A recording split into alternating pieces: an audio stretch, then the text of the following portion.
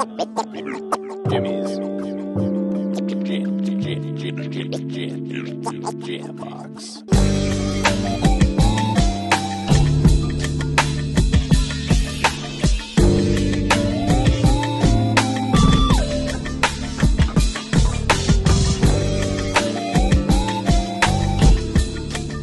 Keep jamming. Hello, everybody. Welcome to another exciting episode of Jimmy's Jam Box. We're here. We're back at it again, and we're going to get on into it. But before we do, as always, please make sure to like, subscribe, push all the buttons, do all the things. You know, I don't know where they are, but you do, and I trust you. With that being said, let's go ahead and get on into it. Here is today's guest. Hi, I'm Kate Richardson, and I'm Kate Takes Photos, and I'm a photographer, and I'm super stoked to be here. Hell yeah. Thank you so much for joining us. Yeah. Why don't you tell us a little bit about, like where you're from, what you do, and like kind of what got you into it in the beginning? Yeah, so I'm from the greater Seattle area, and Okay. Shout out to everybody in Seattle. You know who you are. yeah, and I just kind of entered the Portland music scene like this past summer and started meeting people out here and shooting down here as well. So I started out shooting shows up in Everett at Lucky Dime, doing some of the rap ciphers up there. Yeah. And that was my first time like shooting with a flash. Like I've been a photographer since 2018, but I was doing more like photo storytelling and like more posed shooting and second shooting for weddings and stuff like that. So I wasn't like, I didn't know that I could be a music photographer and a show photographer. So yeah, I started shooting the ciphers and then actually starting shooting shows. And then I shot Lord Lawrence's show back in June. Oh, hell yeah. And shout out Lord Lawrence, friend of the show. Lord Lawrence is the guy. He's great. And he's kind of the one who kind of started putting me on the map and like connecting me with other people in the area. And I got the chance to shoot Feed the People. Oh, yeah. Put on by Born Dead and Jaden and all of those guys. And that was my first interaction seeing you there. Yeah. And just kind of like that Seattle rap scene. And then things just kind of spiraled and took off from there, like in a really short amount of time over the past summer. Like I've gotten so much more involved in the music scene and bigger opportunities to shoot for like local and like major recording artists. So it's really cool. Hell yeah. Yeah. What was the first show that you shot down here? Down here, it was the I Love McConan, Lord Lawrence's... the benefit show. The benefit show was my first show that I shot down here. Okay, I was there for that one. Yeah. Nice. You were like chilling in the sound booth and doing your thing. And that was my second time ever seeing you around the scene too. So like, I'm still like pretty new down here. And like, that was my first time interacting with a lot of these kind of like more well-known artists in the Portland area. Yeah. So it was a really cool experience. Got to meet McConan and his crew. And like, I thought that was super neat. Like, just having that opportunity to like, shoot for them. It was something cool about going to a different area and doing what you do. Like when I went up to Seattle for Feed the People, that like, it was just, it's different. It's like it even though it's a similar space, it feels like its own thing. Yeah, and every scene that I've been in, like with every show, it just has its own like little unique things and people that just like make it so special, and like every show a little bit different too. So especially those two events, like I think those were like my favorite events I got to shoot this summer actually. So yeah. Now tell us about, I guess, the differences between the two. And can you describe a little bit more of what you mean by story photography? Yeah. So I moved to Mexico for a couple years and had an opportunity to do a creative storytelling school, and that was my first like. It had religious undertones to it, but it was a really cool opportunity for me still to live in Baja California for a bit in Rosarito. And then I did like 3 months of like a lecture phase in photography school kind of thing.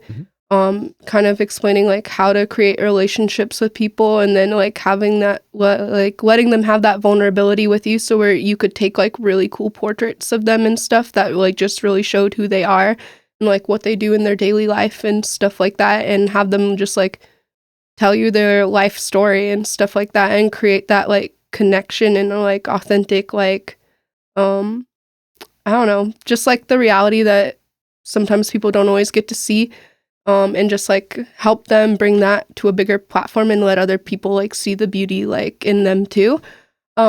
So I had that opportunity, and I got to go with my team and go to Hermosillo, Sonora, and Oaxaca City, and live with indigenous people, and like get to create like sorry for all those. No, you're fine. You're fine.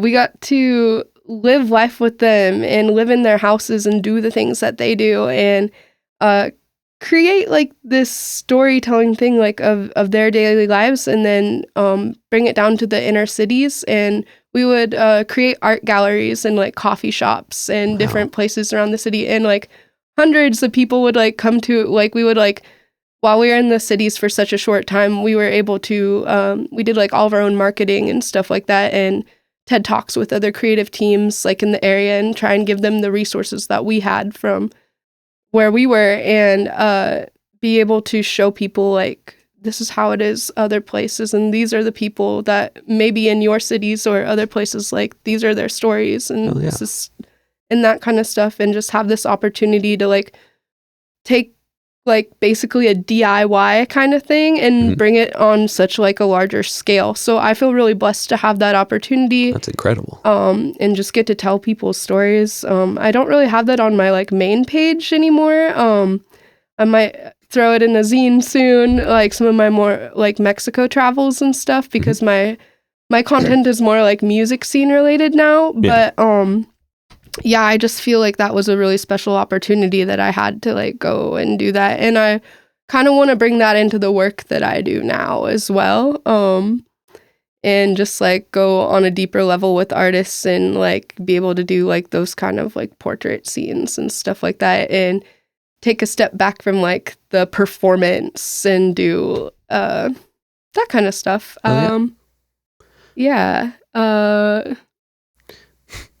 I forgot the other question. No, that's all right. I mean, I think that digs into it pretty far. I guess what's the major difference? Now, like what's like obviously there's a million of them, but like what's like what was the biggest adjustment point moving from that to like show photography?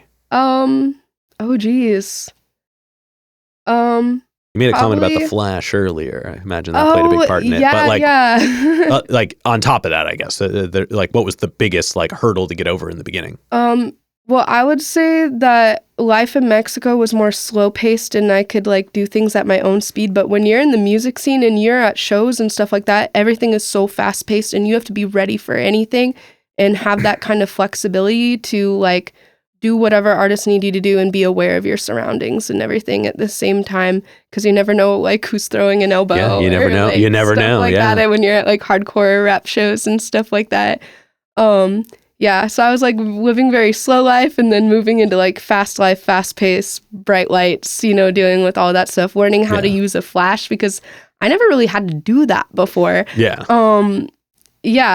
I was more of a natural light photographer, but now like the things that people love and I get hired for and like paid for is more like hard flash photography, like rap scene, hardcore scene stuff. So not even more of my portrait photography anymore. It's just like more like fast-paced lifestyle. Hey, you gotta go where the money is. Flash. Yeah, no, and I really love it. I love the scene like that. And I learned all of that stuff in such a short amount of time. Like, I'm still learning. There's so much more room for growth and stuff like that. But I'm working with the gear that I have right now. Yeah. And I think it's pretty cool that, I mean, I know the level of the gear and how hard I can push it now.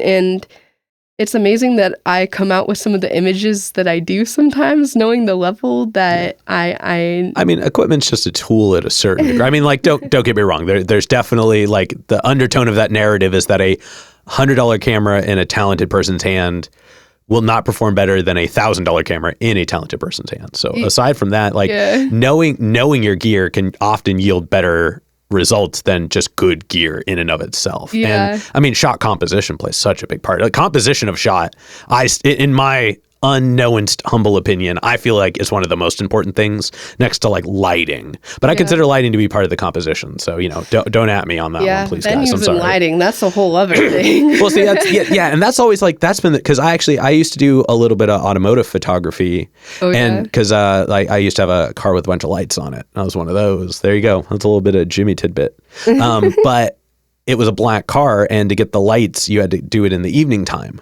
Oh, yeah. And so the trade-off was you had to be able to photograph something dark with very bright lights under it while also having the setting be dark. So you have to have just enough light coming, and you can't just, it's harder to just set up lights around a whole car out in the real world. Yeah. So it's like, you got to trust in a street light or a parking garage or something like that.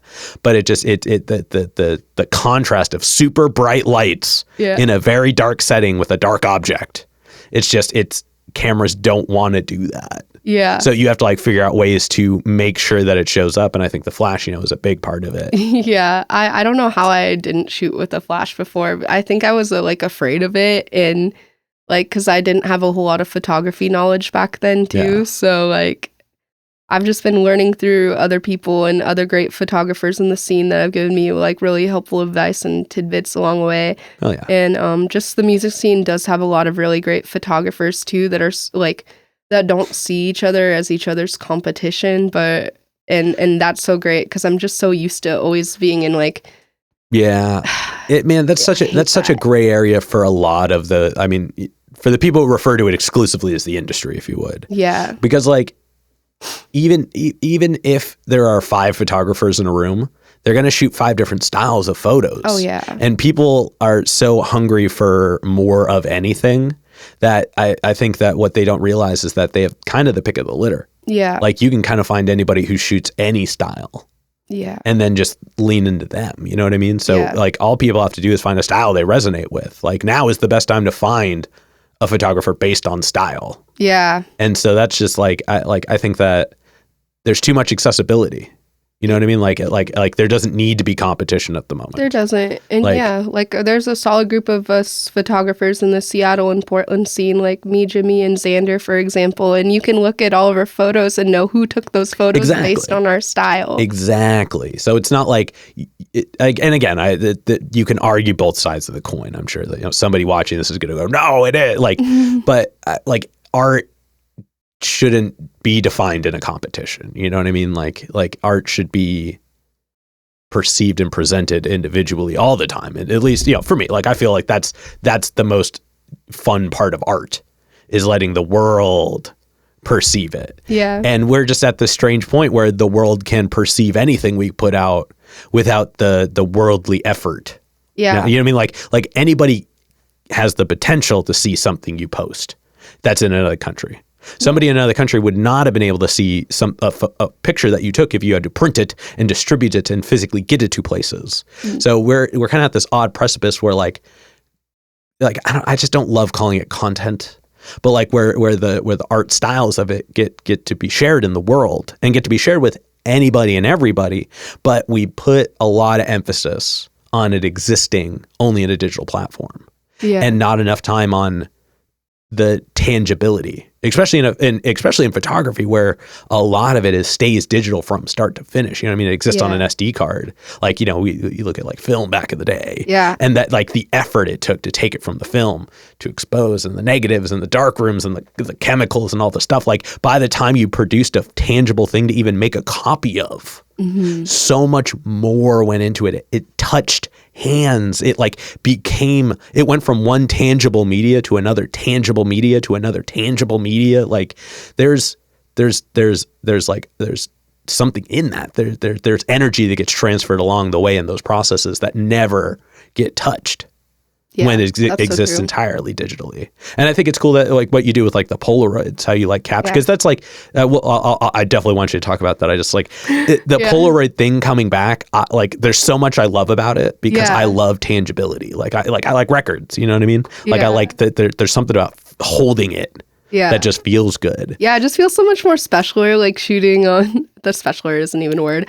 It just feels special, like holding the Polaroid and being able to give it to my friends. Like when we were on Lord Lawrence's Summer Sucks mini tour, I bought that Polaroid camera the week before, and I got it because it was one of the newer Polaroid cameras that has the app that you can like link to your iPhone and stuff and shoot like remote and stuff and like with light movement and everything, double exposure, that kind of thing. And I thought it was so cool. And I was like, okay, what if I documented this tour from start to finish and just got to give everybody who's on the tour all the Polaroids at the end if I scan them through. And I just ended up with such like cool content that I'm going to be putting out some videos and stuff like that soon with the Polaroids. And just being able to give people those tiny moments that we all experience together, like those just like candid shots. Like, sure, you can do that with a digital camera, but it looks so much cooler and so much better like on these like little Polaroid things that you can like have in your hand and have that snap from that moment. It's tangible. Yeah. And like it doesn't come out perfect. It doesn't. Like there's something so about finicky. Yeah, there's some like because you never know what the rule is. Like, do you leave it right side up? Do you leave it upside down? Do you leave it in a little bit of light, a lot of light? Do you leave it under something? Do you leave it on top of something? Is it got to be cold? Is it got to be warm? Like there's so many, like everything affects it. Yeah. So that picture would have come out differently if you had taken it 5 minutes later, not because the poses would have been different, but because the space would have anything. It's so many variables going to change. Yeah. And so it's and that, and you know, we as people love instant gratification, and god damn it, does the Polaroid do that. The Polaroid does that, but still gives you a little bit of you gotta wait. Yeah, just a little bit. 10 minutes. Yeah. You don't gotta shake it. I swear that's not actually a thing. Yeah, no, that just makes people feel better. Yeah. That's a watch pot never boils type thing. It's just like that 15 minutes of letting it develop and then having that in your hand. It's just so great. I love watching it develop, like checking it every few minutes and seeing like the picture like become more. Yeah, like as a very impatient person, like the patience is not something that I carry within me. But just like having that, I'm that person that flips it over every couple of minutes, like, ooh, what's it gonna be? Yep. Sometimes it looks cooler while it's developing than the actual. Yeah, you're like, oh, why couldn't it stay like that? Yeah. But I still love it. It does like serve that instant gratification and that tangibility and just like that photo effect that you sometimes like. You could like image produce. I mean, there's Lightroom. apps for everything. Yeah. But fuck that shit. Yeah. Like I would rather have it as a tangible, like this is what it is, and be able to scan that and then reproduce it and give it to everybody. You know. So hell yeah. Yeah. Now, do you have any experience shooting with film, or do you mainly do digital?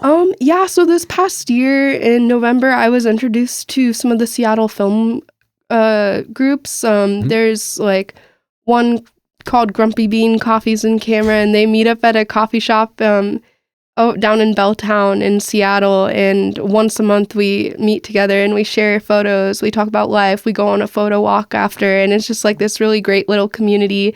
And again, I've never been so accepted in like a community where I didn't like have a lot of knowledge in what I was doing, but through them I got just like a little Canon Rebel XS, and luckily my Canon lenses that I shoot on my RP right now, they're transferable between both cameras, like because I have an EF-RF adapter. So like it's like being able to take the digital stuff and mix it in with the film stuff and have this opportunity to do both. Yeah. And bring also like Feed the People was one of the first shows that I got to shoot film as well. So I got to shoot our friends on film and like be able to give that to them a few weeks later after I processed and developed it. If you're gonna shoot our friends, I'm glad that's how you chose to do it. Yeah, no, I don't got no pew-pews.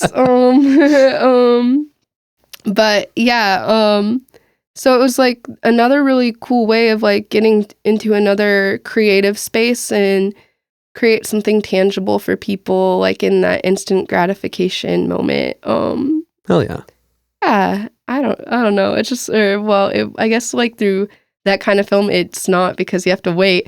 Yeah. But like being able to see it after and be like, oh my gosh, like have that and be like, I remember that, and like have that like cool little moment. It's almost like afterwards it's almost like delayed gratification, really, because it's like by the time you bring it to him, you're like, look, the actual and then the after. Like now I have a way of doing like that whole scope. Yeah. Like through all these different processes. So I think that's pretty cool and something that I get to bring to the table that maybe not everybody gets to, but I mean, it's definitely accessible to everybody, you know, and they can do that. But it's just something that recently, like, I've gotten into and I've wanted to do that for people. Oh, yeah.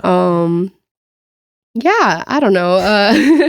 Yeah, No, totally. just getting linked in with the film groups in the Seattle area. It's another creative space where you don't feel like that hostility and everybody's just so open and welcome. And it was really cool to enter a community like that. And I feel very like, I'm grateful to have that as well. So I've been able to like be in all these different people groups and creative spaces over the past year, just learning and growing and being able to watch my work like have that growth over time and taken what I've learned along the way. Hell yeah. Yeah.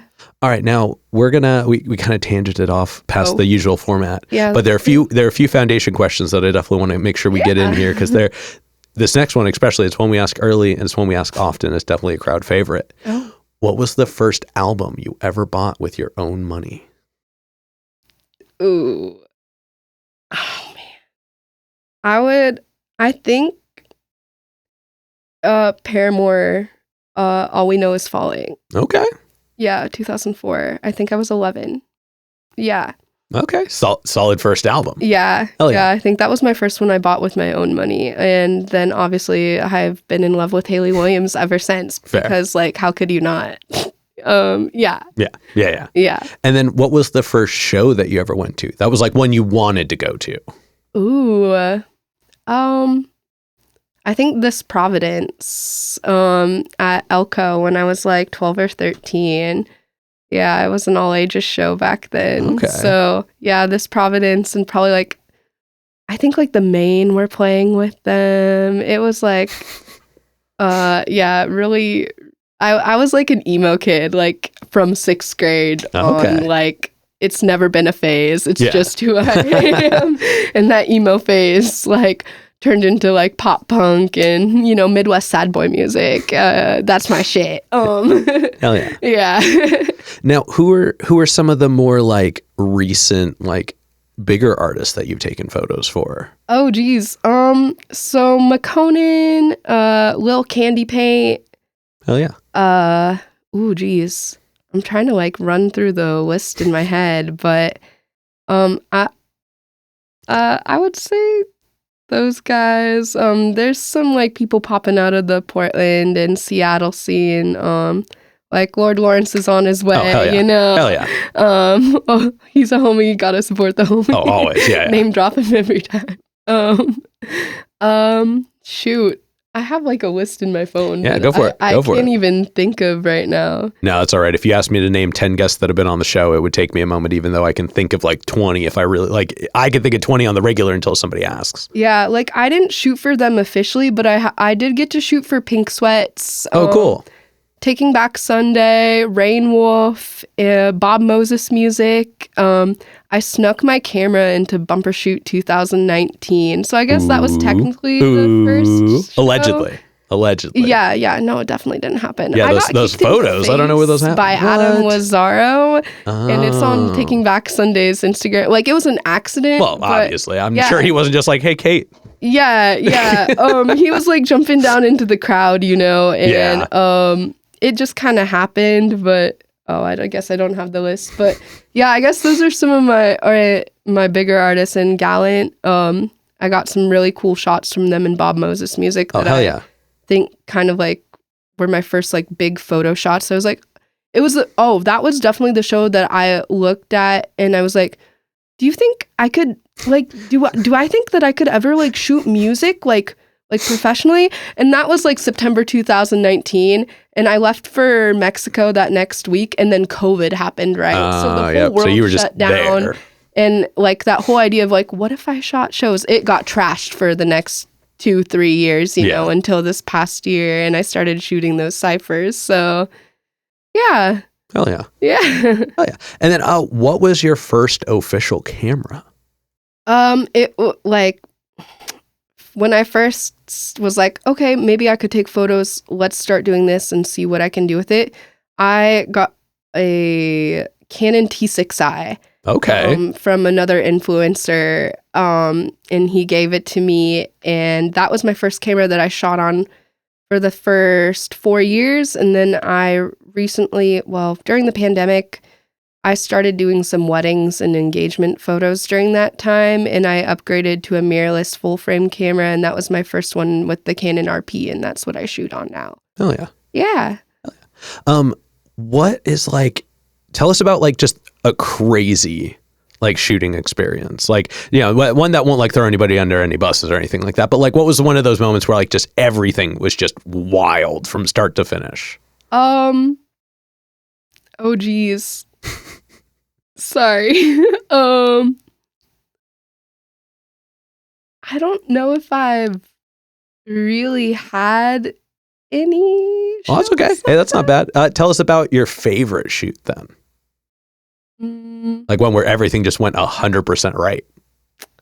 Oh, so I think like it was kind of the show that like started things off for me. It was that it was a friend's birthday show at the Lucky Dime, and it was the first show I shot for Lord Lawrence and John Mercer. Yeah. And that was like my first like show in the Everett scene that I got to shoot, and just the photos from that show and just how everything happened, and like it was like the perfect friend group there, the perfect like all the right people. And the photos from that shoot, I just loved them, and I was like, oh, like maybe I can do this. Like that was the confidence builder for me. That was like, okay, you know what? I'm gonna like take this and like see where I can run with it. And that's how like my like Kate Takes Photos like brand kind of like shot off from there. And that night I met Lord Lawrence and Mercer and everybody from that crew, and then like I was like, oh, I think these are my people now. Like I don't know, it just kind of felt that way, and it felt right away, and I was like, yeah, I'm gonna take this and run with it and see what I can do. And since June, that's just like what I've been doing. Oh yeah.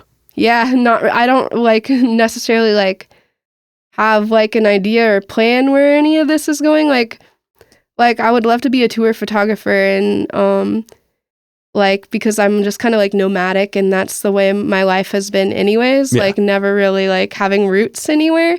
So I've just been able to be that person to just like take my shit and go, you know, like, and just be like down and spontaneous for anything. But like, yeah, I don't really have like any solid, like, this is where I want to end up, but this sounds nice, you know? I mean, I think there's a certain point where when you're just like, when you have your regular life established and you want to introduce something that becomes like a new main priority, I think that the end goal complex is a little bit different. Yeah. Than when you're like fresh and starting something new and the rest of the world doesn't matter yet.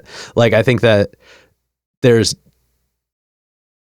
a little more understanding in how to let that take over your life, but also there's a little more bandwidth, I guess, to be able to let it be a majority of the rest of your life. Yeah. While still having a regular life and figuring out how to replace the two. Yeah. Like I always make the joke that like the show will open up a lot of other concepts when I go to part-time. You know what I mean? Like eventually when I can step down to where I don't have to work 40 hours a week to maintain this at the volume that it does. Yeah. That's when the show steps up to a new level. Yeah. Yeah. Yeah. I mean, that's hard doing this with having a full-time job and then like not always getting paid for doing the things that you're doing.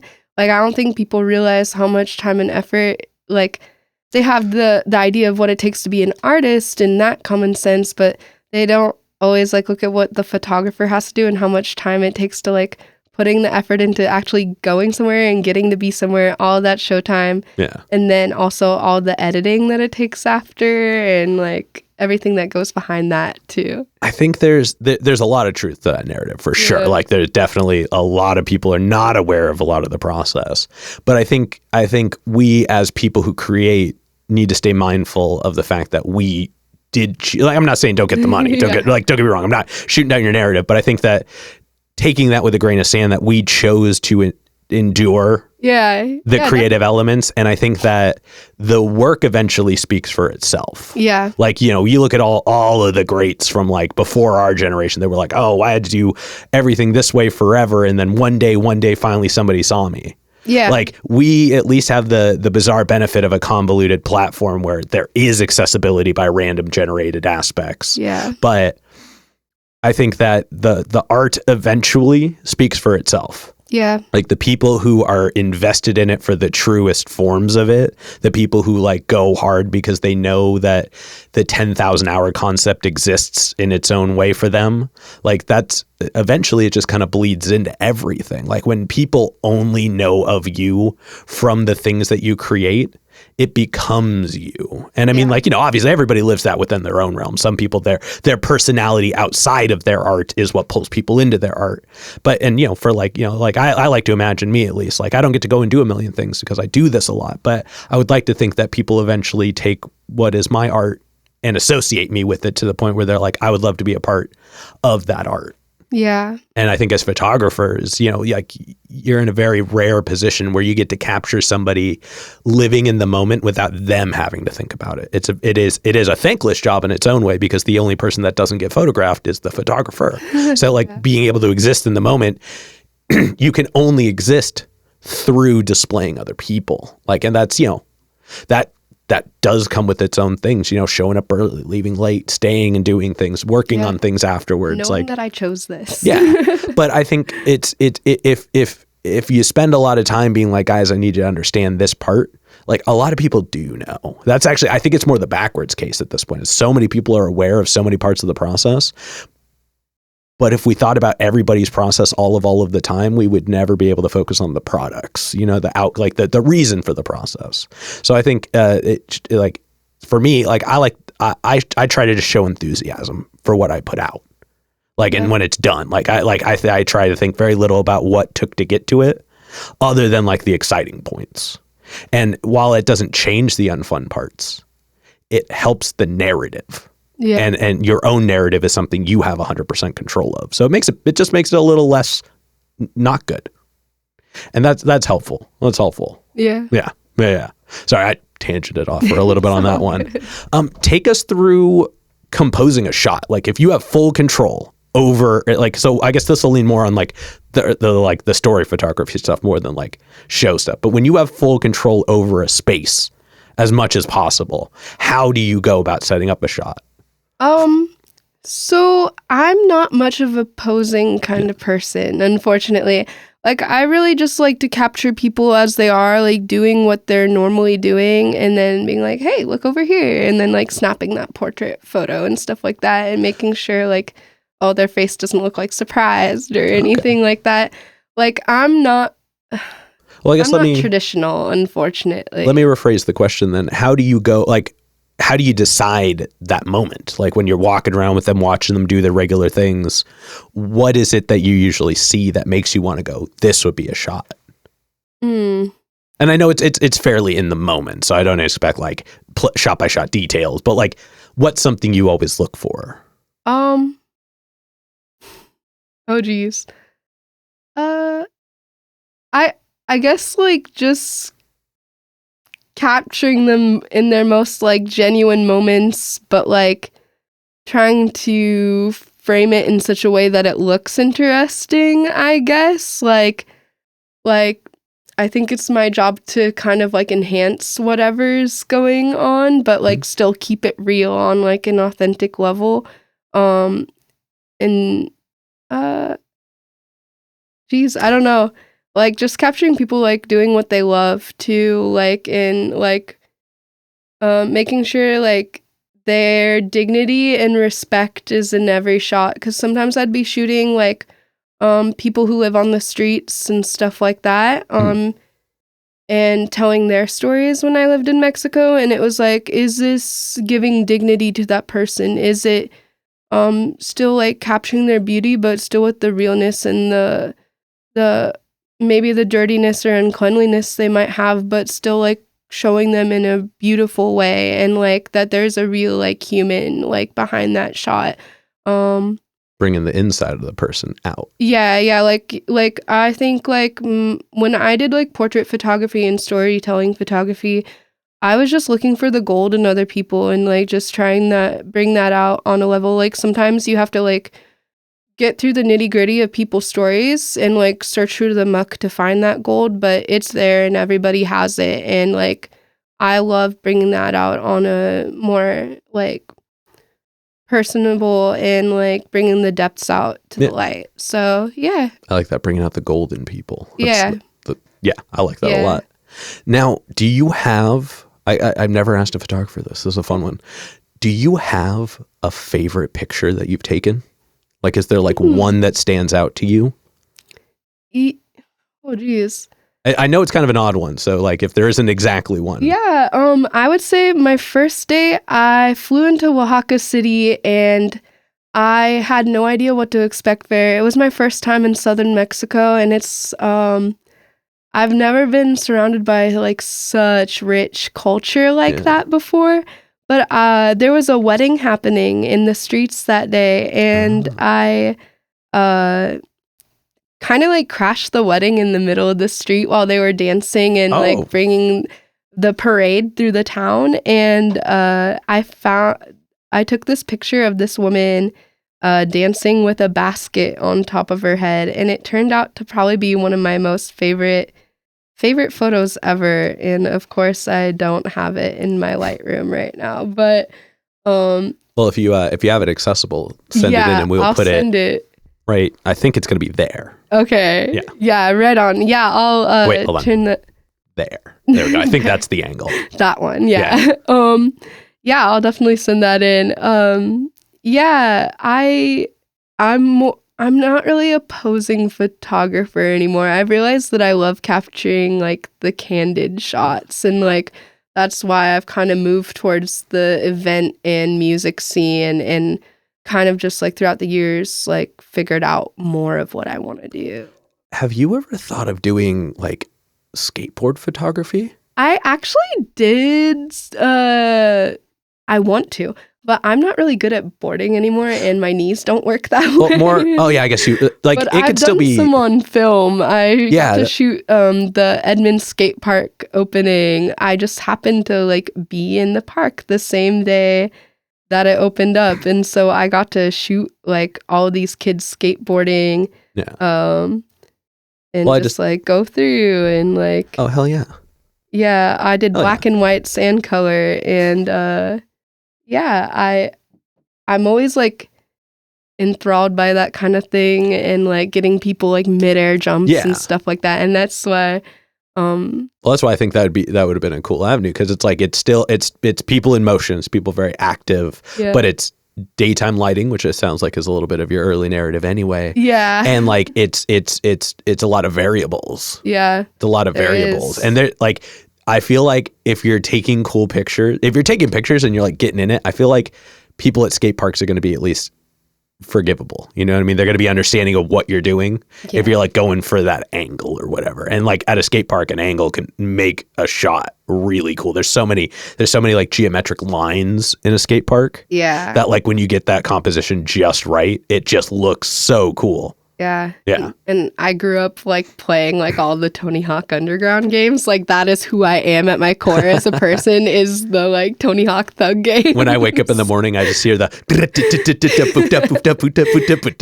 like, and the music from that soundtrack like shaped my childhood too. Yeah. That and the Need for Speed Underground soundtrack. Yep. Do Riders on the Storm. That's all I'm gonna say. Exactly. That's all I'm gonna say. Exactly. Quality. Yeah.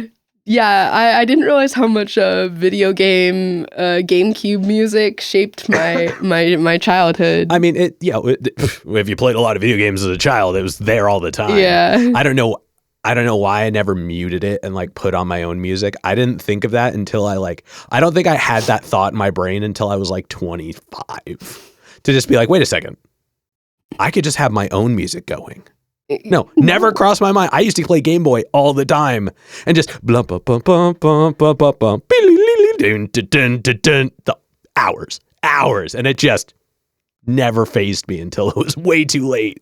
Pokemon on Game Boy Color. Yep. Yeah. Yep. That was my elementary school I remember when the years. Game Boy Advance came out with the backlit screen. Oh.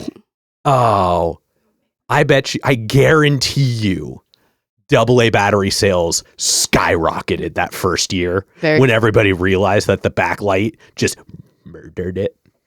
just. Yeah. And then the following year, I think rechargeable battery sales probably went through the roof. Yeah. Oh, geez. Yeah, and then the Nintendo DS. I think that's where it kind of lost. Well, me. that had built-in batteries, at least appreciated. But it was clunky. Yeah. Now, like, I will say this though, the was it the Switch? Is that the current one? Yeah. Yeah, that's cool. I dig that. Yeah. I like the malleability of the platform. Yeah.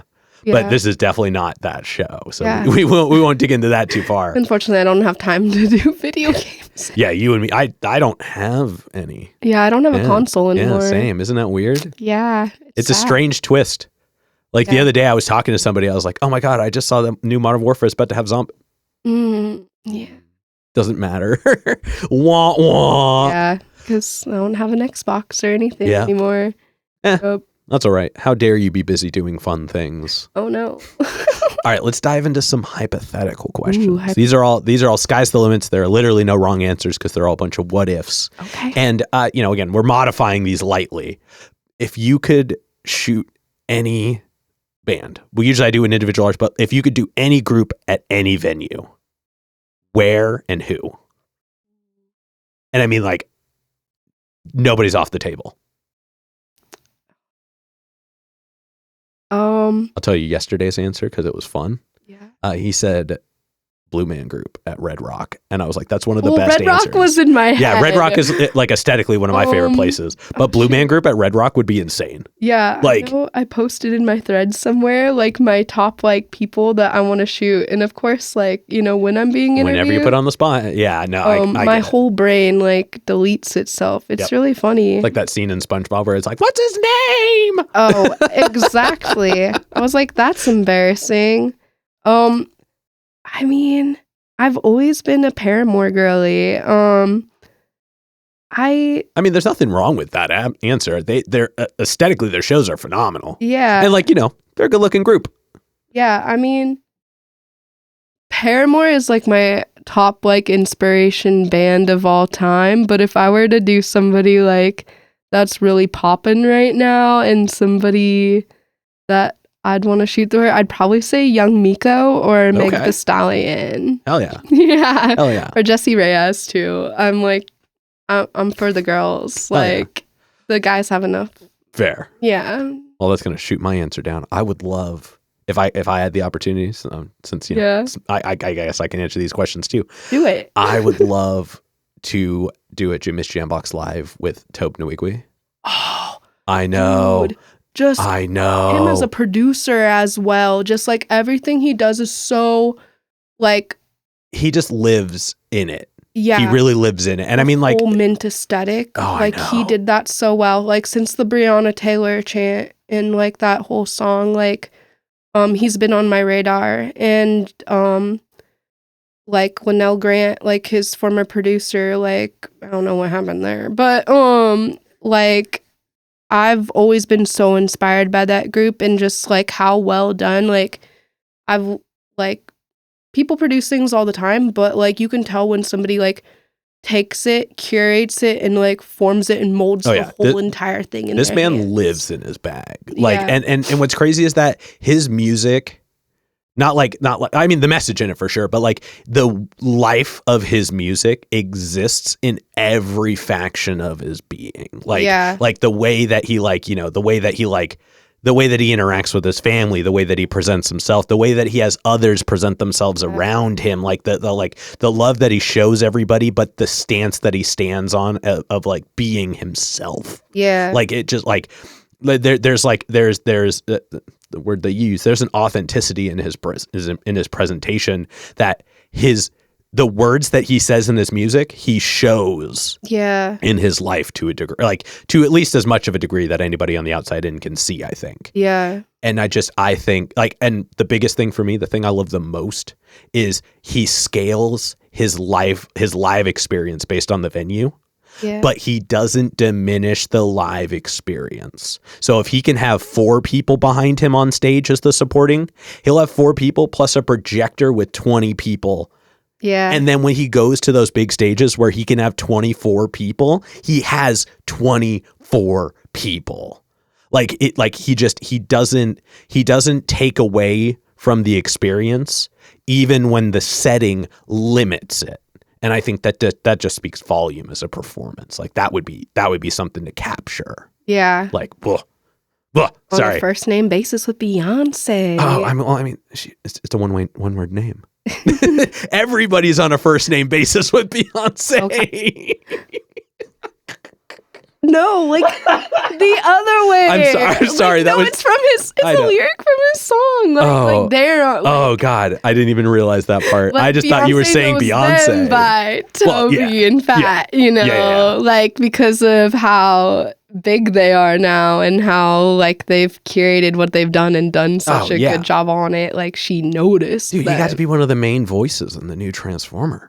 Like, oh yeah. How good does your music have to be that Transformers is just like, would you like to be one of the main characters? Like, what a line to travel over. Yeah, and then he had I think the show was called like Mo or something on Netflix. He had a guest star spot on there as one of the characters too, and that show was very well done and like so like in pocket for him too. Like, have you seen his live I think it's called Live from the Crib or Live at the Crib? It's kind of like it seems like it would be a Tiny Desk performance, like a Tiny Desk at home, but it wasn't. It was just like them in their own space. I think I've seen some of the videos that he's created at his house, but maybe not that particular. Gotcha. Well, it like falls into that, like they've all got like the white and like the room is green, or the room is white and they're wearing the green. Like it just like that same aesthetic that you would have brought to all their live shows. Yeah. They had in the room, but they're just like all just chilling, and like they're all set up in a way that you're like, like how much thought went into the space and like how they put the performance. The kids are just running around the whole time, but their clothes are just always on point. Yeah, always on point. Yeah, Barry in the background. Yeah, you know. Which Tobe Nwigwe, if you want to be on the show, hey, like everybody at them, let's make it happen. Yeah, I feel like he would just say yes because he's a nice enough guy. Yeah, he seems pretty cool. I wish I want to meet him. Yeah, this is enough about Tobe though. He's on my list. He can have his own interview later. Yeah. But then tell us about a local artist that you would like to shoot that you just haven't gotten to connect with yet, but they're on your radar. Oh geez. Seattle. Oh, Ryan Caraveo. Ryan Caraveo is a Seattle rapper. I'm not quite sure if he's still in the area though, but he's been he just dropped his new EP, and I've been following him probably since I was about like 23 or something. Or no, he came on the scene in like 2014. One of my friends, former friends, Abby Gunderson. If you've heard of Noah Gunderson, it's his sister. Oh, cool. Abby's on his first album, Swings, I think it is. And he's just a rapper who's really inspired me, and I just like connect with on another level, I feel like.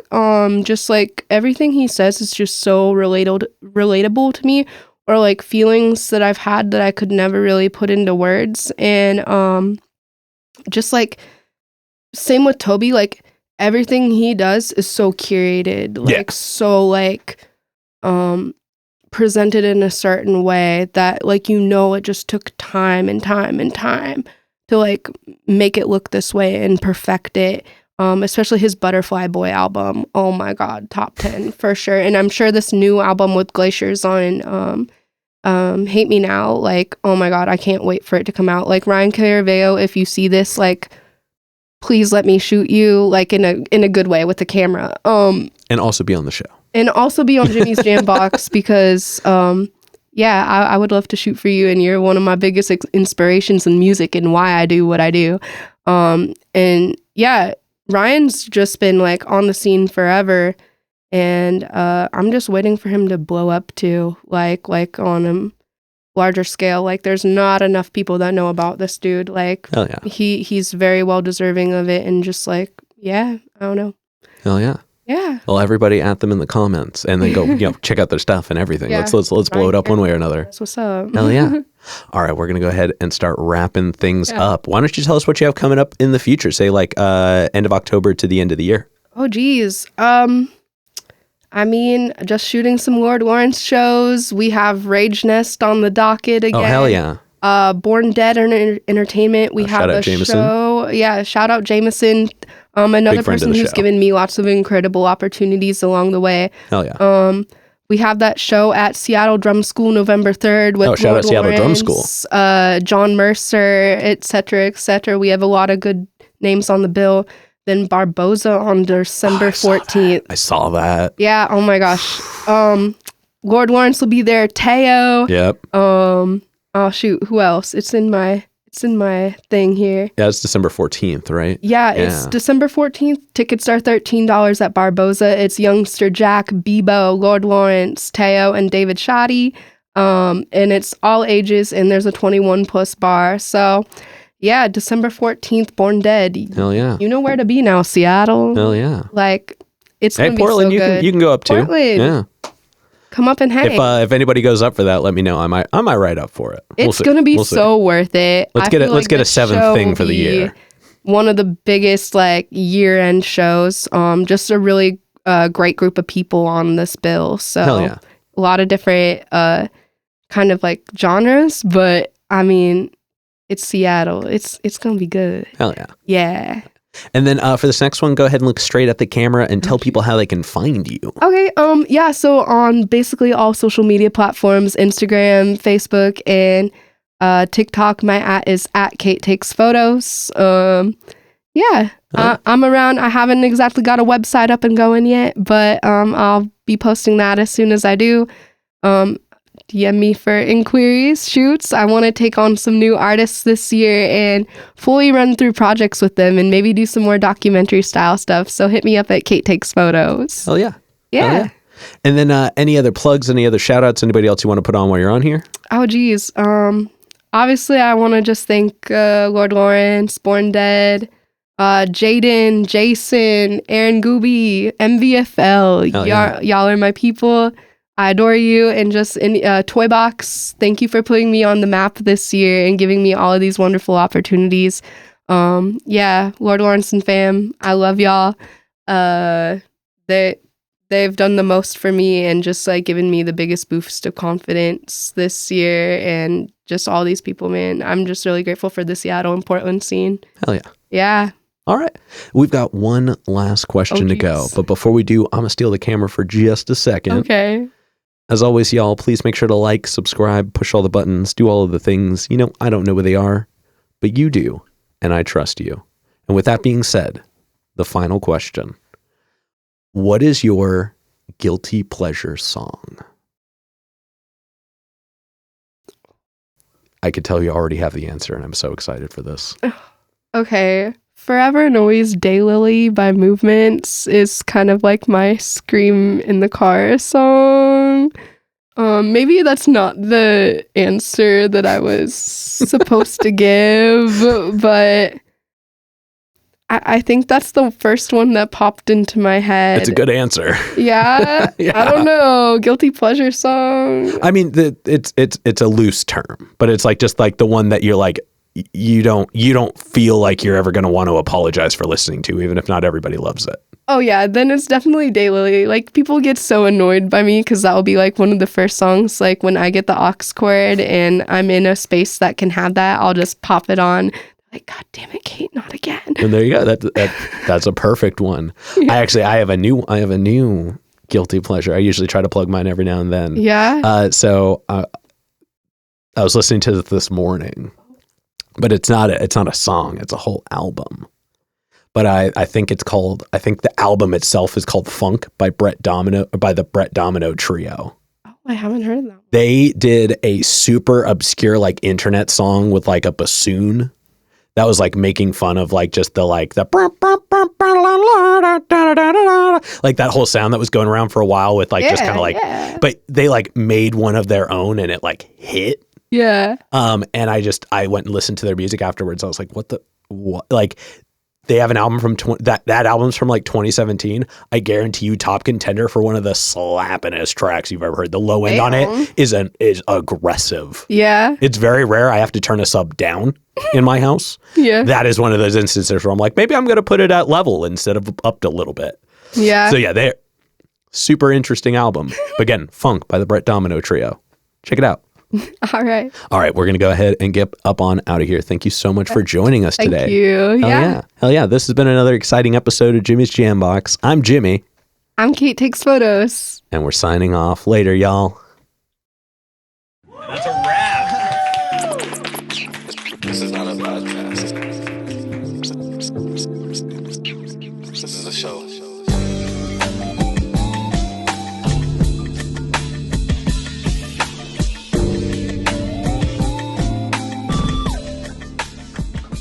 Keep jamming.